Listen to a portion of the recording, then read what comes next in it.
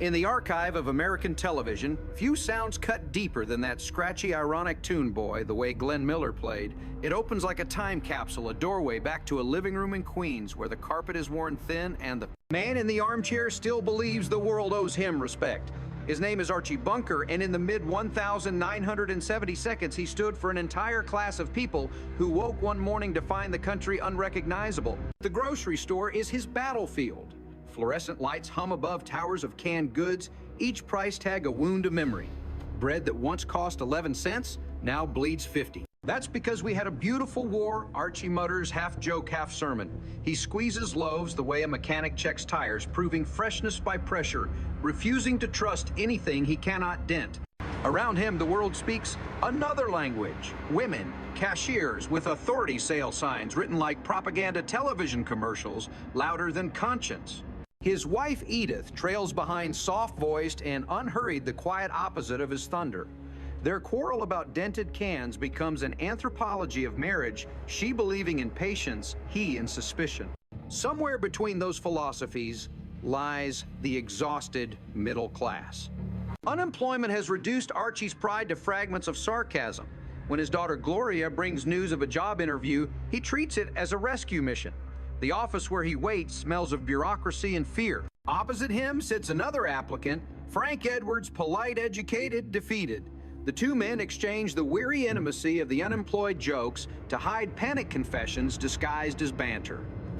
Both have been replaced by an economy that prizes youth and polish over loyalty. Inside the interview room, Archie confronts a new order, a woman boss named Maloney, precise as a calculator.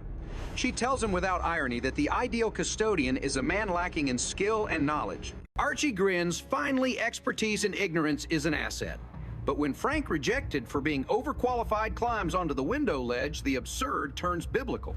The ledge scene, still shocking decades later, plays like theater inside a sitcom. Frank's despair is quiet, almost polite. The audience laughter fades into unease.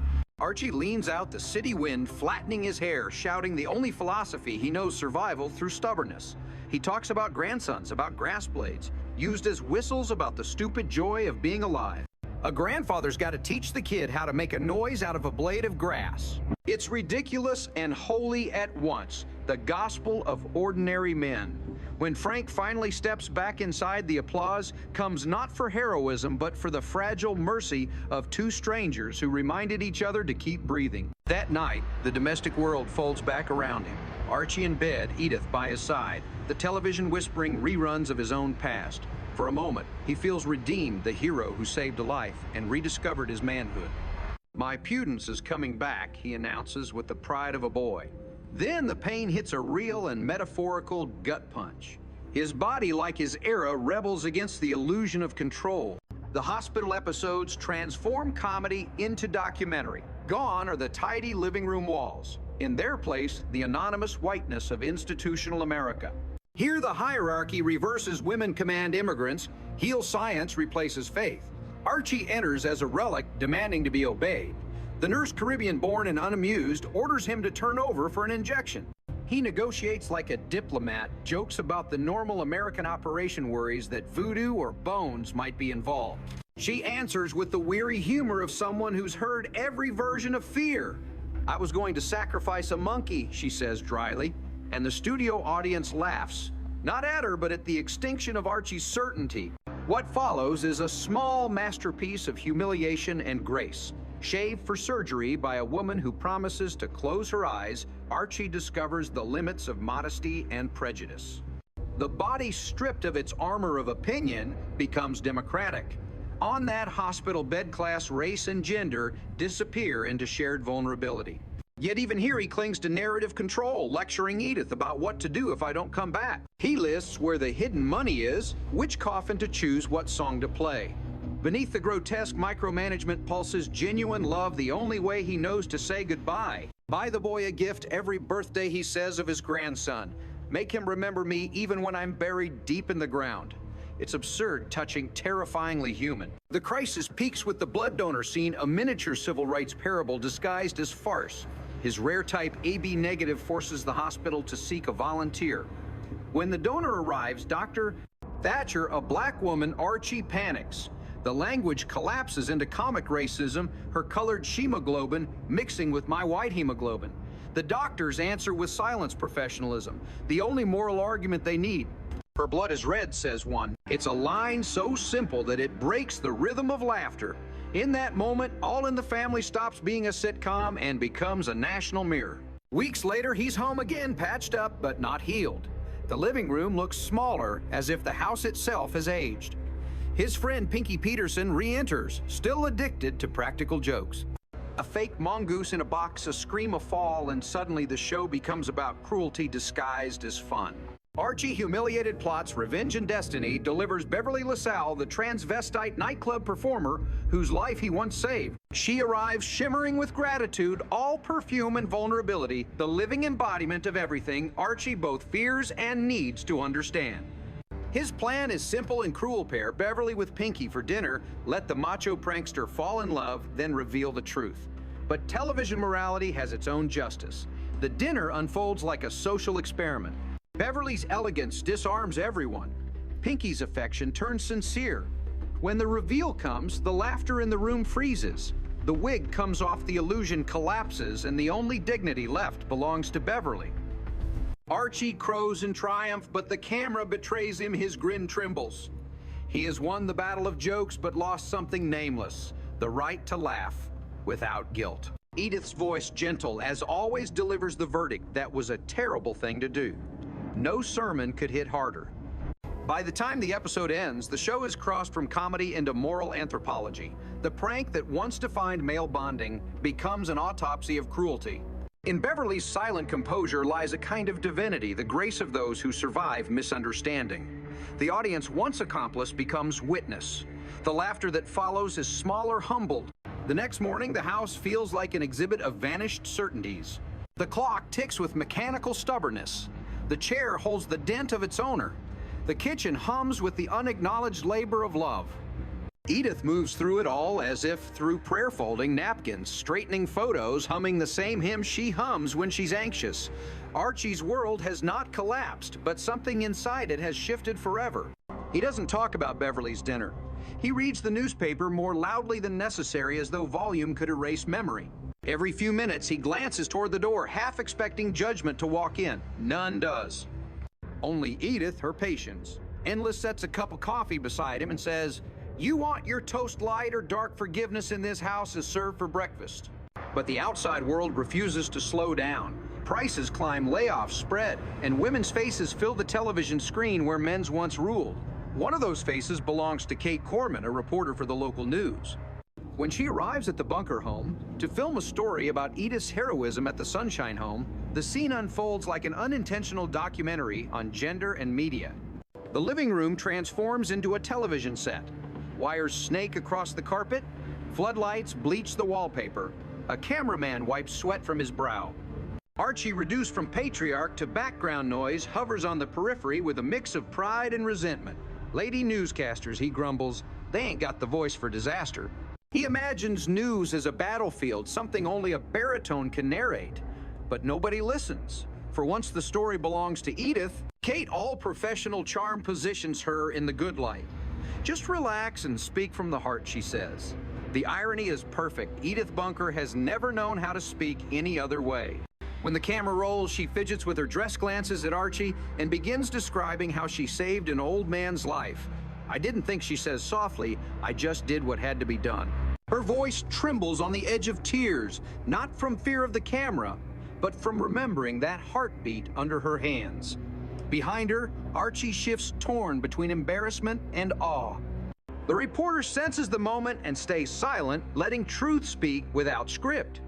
The segment that airs later that night lasts less than a minute, but it alters everything. Edith's face, plain and kind, fills television screens across Queens. She becomes Citizen of the Week, though. She laughs at the title as if it were a misprint. For Archie, the broadcast is both triumph and humiliation. The world applauds the woman he loves, but it does so without him. He sits in his chair, staring at the screen. Long after the credits fade, the reflection of his own living room superimposed on the television image. For a moment, husband and wife exist in two realities, one framed by fame, the other by furniture. In the following days, neighbors stop by with congratulations. The mailman salutes her. Even the grocer who used to ignore her calls her our local hero. Archie pretends to be annoyed, joking that he'll start charging autograph fees. But beneath the mockery, something almost noble stirs pride disguised as grumbling. He doesn't yet have the vocabulary for respect that isn't rooted in authority. Edith's fame forces him to learn. The show treats these shifts with deceptive gentleness. There are no speeches about feminism, no ideological confrontations. Instead, change appears as texture, the sound of cameras in a working-class home, the nervous laughter between husband and wife, the shock of seeing decency treated as news. It's America learning to admire the people. It once ignored mothers, nurses, volunteers, the invisible labor that keeps the nation breathing. When Archie finally finds the courage to admit his feelings, it happens not in grand declaration, but in an offhand remark. "You did good, Edith," he mutters, half facing the wall. She smiles, answering with silence, her favorite language.